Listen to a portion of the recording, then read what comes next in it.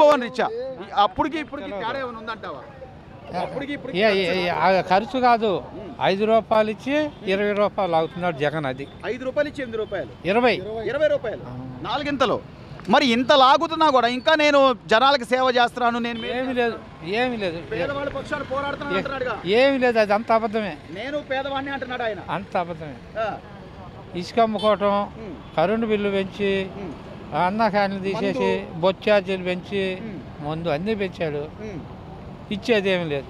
పోనీ ఏమైనా పని ఉంటుందా బాబా? మీలాంటి వాళ్ళకి పని ఏమైనా ఉంటుందా? చైతన్య, నేను అసలు ఎప్పుడు లెక్కేసుకోలే జగన్ లెక్క. ఈ వయసులో మీరు పని చేసి ఒక 500-1000 రూపాయలు సంపాదించుకోవడం, 5గురికి ఇస్తాం, 20 మంది దగ్గర వసూలు చేస్తాం. అది 5గురికి ఇచ్చి 20 మంది దగ్గర వసూలు చేస్తాం. 1000 కోట్లు సంపాదించేశాడు.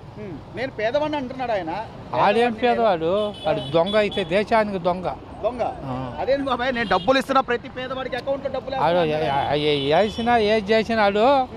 ఓట్లు ముందే చెప్పాం దొంగ అన్నాడు, నమ్మకుండా వేశారు ఓట్లు అంతే. ఇంకోసారి ఆలోచిస్తారా? ఇంకోసారి అయితే ఇంకా బాధ్యత అంతే దేశం. బాబాయ్, 4.5 ఏళ్లలో మంగళగిరి పరిస్థితులు ఏంటి? గతంతో ఇక్కడ అమరావతి రాజధాని అనుకున్నప్పుడు పనులు కానీ లేకపోతే చైతన్య వర్క్ కానీ ఉండేది అంటున్నారు.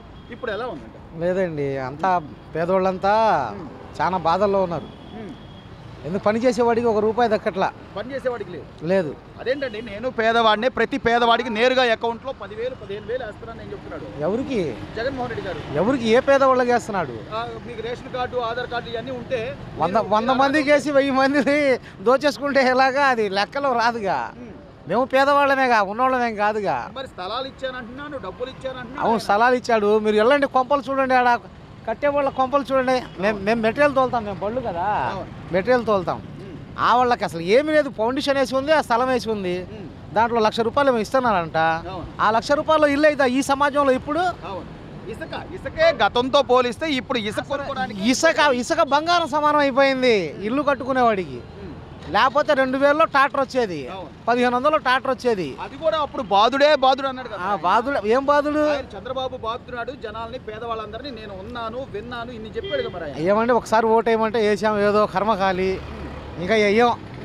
మరి ఆయన అంటున్నాడు, ఈ పేదవాళ్ళంతా నా పక్షాన ఉన్నారు, పేదవాళ్ళకి ధనవంతులకి మధ్య యుద్ధం జరుగుతుంది, నేనే ఈసారి గెలిచేది అంటున్నాడు. ఇచ్చినోడికి ఇస్తున్నాడు, వాడు బార్ షాపులో తగలబెడుతున్నాడు, మళ్ళీ లాగేసుకుంటున్నారు కదా, తాగుబోతులు ఉన్నారు కదా. పూర్తిగా తీసేస్తాడు కదా సార్ మద్యం ఎందుకు తీస్తాడు? ఏది తీశాడు? మంగళగిరిలో ఒక బార్ షాప్ ఉండేది ఫస్ట్లో, ఇవాళ 100-1000 ఉన్నాయి మందు షాపులు. గంట అసలు 4 అడుగులకు ఒకటి ఉంది, కొంపకు ఒకటి ఉంది, కిరసనాలు అమ్మేలాగా. మీకు ఇంకేముంది? ఇంకా నాశనం కాక దేశం. ఆయన మాత్రం నేను పేదవాళ్ళకి డబ్బులు ఇస్తున్నాను, అకౌంట్లో నేరుగా డబ్బులు వేస్తున్నాను అని ఆయన చెప్తున్నాడు. ఈ రోజు పెరిగిన ధరలో ఇబ్బందులు మీరు అంటున్నారు, రూపాయి ఇచ్చి 10 రూపాయలు లాక్కుంటున్నారు మీరు అంటున్నారు. ఏది వాస్తవం బాబాయ్? మగవాళ్ళు పని చేస్తే బతికే ఆడవాళ్ళు సంగతి ఆ రోజులు పోయినాయి. ఇవాళ ఆడవాళ్ళు సంపాదిస్తే మగవాళ్ళు బతికే రోజులు వచ్చేసినాయి. కుటుంబంలో ఇద్దరు పని చేయాలి. మరి తప్పదు కదా, ఇద్దరు పని చేయరు, ఈడు పని చేయడు. ఈ టాపీ పేస్త్రీ వెళ్ళాడు అనుకో పనికి, వాడికి 800-900 ఇచ్చినా 900 వాడికి ఇచ్చేయడమే, ఆ బార్ షాప్లో ఇచ్చేయడమే. వయసులో వాడు రూపాయి తీసుకెళ్ళాడు, ఏడవాడ పనుకుంటాడు కాసేపు, లేకపోతే పిల్లలను వదిలేసి లాడ్జింగ్లో పనుకుంటారు. కనీసం ఏం తాగుతున్నారు అనేది వాళ్ళకి ఎలా తెలిసింది? ఒకసారి తాగినప్పుడు బ్రాండెడ్ తాగుతాడు, ఏ బ్రాండ్ తాగుతాడు తర్వాత తెలియదు. అదే బ్రాండ్ మళ్ళీ ఎందుకు ఉంటుందండి?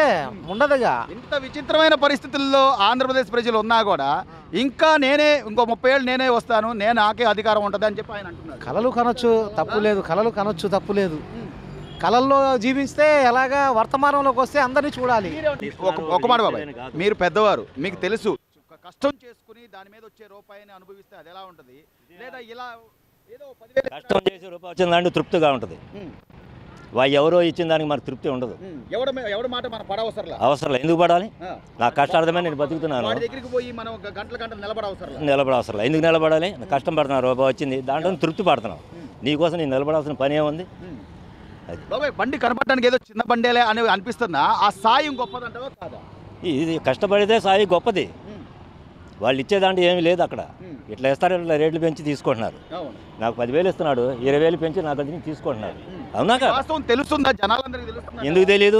నాడబట్టి వాళ్ళు తెలిసే వాళ్ళు తెలుస్తూనే ఉంది. అది తెలియని వాళ్ళకి ఏం లేదు.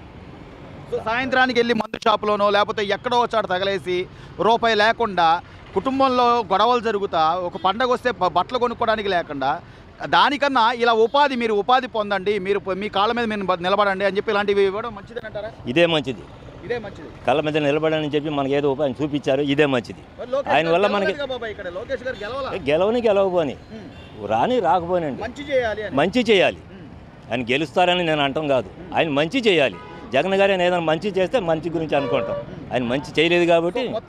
బాబాయ్, ఈ రోజున చిన్న చిన్న వ్యాపారాలు చేసుకుంటేనే ₹1 ఇంట్లోకి తీసుకెళ్లేది గడిచేది. ఈరోజు కరెంటు బిల్లులు పెరిగినాయి, నిత్యావసరాలు పెరిగినాయి. ఈరోజు లోకేష్ గారు మంగళగిరి నియోజకవర్గంలో ఆయన గెలవకపోయినా కూడా ఎంతోమందికి ఇలాంటి ఉపాధి అవకాశాలు కల్పించారు. దీని మీద మీ అభిప్రాయం ఏంటి? నారా లోకేష్ గారు వేలబళ్ళు ఇచ్చారండి మంగళగిరిలో. ఏంది, ₹1 ఎవరు అడిగింది లేదు, ₹1 ఎవరు వచ్చి మమ్మల్ని అడిగింది లేదు. చాలా మంచి పని చేశారు. దీనివల్ల మేము నలుగురు బతుకుతున్నామండి. దీని మీద ఈ బండి మీద నలుగురు బతుకుతున్నాం, నలుగురు చాకరీ చేసుకుంటాం. ఇట్లాంటి వాళ్ళు 1000 మంది ఉన్నారు మంగళగిరి. ఈసారి మాత్రం కన్ఫామ్గా లోకేష్ గారు 100% గెలుస్తారు. పార్టీలు వద్దు బాబా, ఈరోజు పార్టీలకు సంబంధించి కాదు నేను అడిగేది. అంటే మీరు అన్నట్టుగా నిజంగా నలుగురికి ఉపాధి దొరికే పరిస్థితి ఉంటే జగన్మోహన్ రెడ్డి గారు చెప్తున్నట్టు 10,000 ఇస్తున్నాను, 15,000 ఇస్తున్నాను, ఇది కరెక్ట్ అంటారా? లేకపోతే ఇలా మీ కాళ్ళ మీద మీరు నిలబడి అంటారు 10,000 ఇస్తున్నారు, ఒక ఆటోలో వాళ్ళకి ఇస్తున్నారు, ఇటు ట్రాఫిక్ దీని మీద 20,000 వసూలు చేస్తున్నారు. నా దగ్గరికి వస్తారు టిఫిన్కి 100 మంది వస్తారు. వాళ్ళు ఒకటే ఏమన్నా 10,000 ఇస్తున్నారు, 20,000 తీసుకుంటున్నారు మా చేతి మీద. మరి ఇలా అంటే 10,000 ఇచ్చేది పక్కన పెడితే సంవత్సరానికి ఒకసారి ఇచ్చి ఈరోజు రోడ్లు లేకుండా, లేకపోతే రవాణా పరిస్థితి కానీ, లేకపోతే వాళ్ళ ఆటోలు దెబ్బతిని మళ్ళీ వెళ్ళి మెకానికల్ దగ్గర కానీ ఇన్ని రకాల ఇబ్బందులు ఉన్నాయి. సార్లు మార్చానండి నా బండికి చక్రాలు 4 సార్లు. ఈ రోడ్డు చూడండి 4 సార్లు. ఒక్కొక్క రిమ్ వచ్చేసి 1,500. నేను బతికంతా నా ఇదంతా అండి. దీని మీద బతికేవాళ్ళు.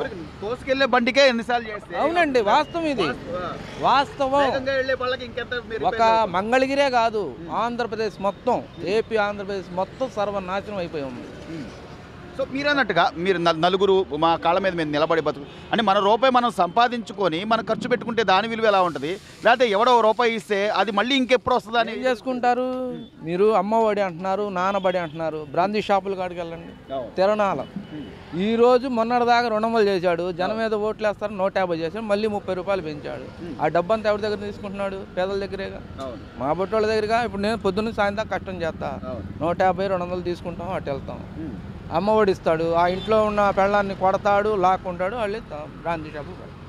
అంత మించి ఇలాంటి చిరు వ్యాపారస్తులకి ఇలా బళ్ళు రూపంలో కానీ, లేకపోతే వాళ్ళకు ఒక భరోసా ఇచ్చే విధంగా కానీ ఇలాంటివి తోపుడు బళ్ళు ఇవ్వడం చాలా మంచిదండి, చాలా మంచిది. ఇప్పుడు ఇవాళ నేను రోడ్డు ఆశీలు ₹20 కడుతున్నా. ఇంతకుముందు ₹35 బండి అద్దె కట్టేవాడిని. ఇవాళ నాకు నెలకు వచ్చేసేసి ₹1,100 నాకు మిగిలినట్టు.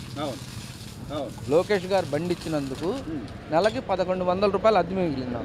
ఇప్పుడు దేనికో దానికి ఖర్చుకు వస్తుంది కదా. సో నాయకుడు అనేవాడు మనకు ₹1 ఖర్చు తగ్గించే విధంగా ఉండాలి, కానీ ఖర్చు పెంచుకుంటూ పోయే విధంగా ఉంటే ఇంకా ఎలా అంటారు? నేను బండి పెట్టినప్పుడు ₹75 మినపగుళ్ళు, ఇవాళ వచ్చేసేసి ₹135. కందిపప్పు ఎంత ఉందండి?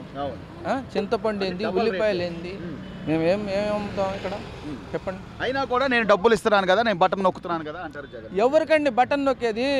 ఇక్కడ 10 మంది ఉన్నాం, 10 మందిలో 3 బటన్ నొక్కితే వాళ్ళకి డబ్బులు పడతాయి, 10 మంది సీఎం ఖాతాలోకి వెళ్ళిపోతాయి. దాంట్లో సమస్య లేదు. ప్రజలైతే వాస్తవాలు తెలుసు, వాళ్ళందరికీ తెలుసు, అయినా కూడా ఈయన మసిపూసి మారేడుకాయ చేసేలాగా నేనే వస్తాను, నేనే ఇంకో 30 ఏళ్ళు ఉంటాను అంటాడు. 30 ఏళ్ళు కాతే 60 ఏళ్ళు ఉండమనండి, ఎవరు వద్దన్నారు? లోకేష్ గారు చేసే పనులు అయితే మంచియే, దాదాపుగా గ్యారంటీ, దాంట్లో సమస్యలు. చాలా మంచి పని. ఒక టిఫిన్ బండి అనే కాదు, బల్ల బండి, రిక్షా బండి, ఇస్త్రీ బండి, ఇవన్నీ ఇస్తున్నారండి. చాలా మంచి పని. నేను చెబుతున్నానండి, మా మామయ్య గారు, నేను, మా ఆవిడ, మా అమ్మాయి, మేము నలుగురిని చాకరీ చేసుకొని బతుకుతున్నాం ఈ బండి మీద.